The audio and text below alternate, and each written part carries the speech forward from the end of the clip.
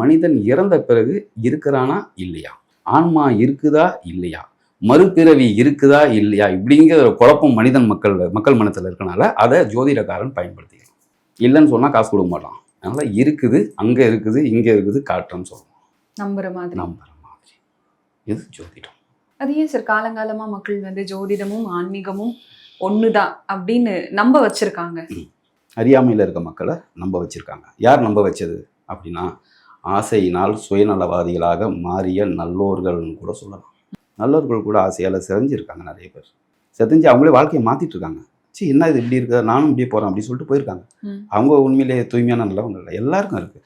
அது ஒரு குழந்தை பிறக்கும் போதே அவனுக்கு ஃபீட் பண்ணிடுது. 5 மணி நேரம் தான் அந்த குழந்தை இயற்கையோட கண்ட்ரோல் இருக்கும். தொப்புள் கொடி எடுக்கிறாங்க இல்லையா, எடுத்த அந்த நிமிஷத்துலேருந்து ஒரு 5 மணி நேரம் 4 மணி நேரம் தான் இயற்கை கண்ட்ரோல். அதுக்கப்புறம் செம்ம ஸ்பீடாக அது ஆக்டிவேட் ஆகிடும். அது ஒரு மண்டையில் ஆசை, கோபம், பயம் 3 ஃபீடிங் ஆகிடும்.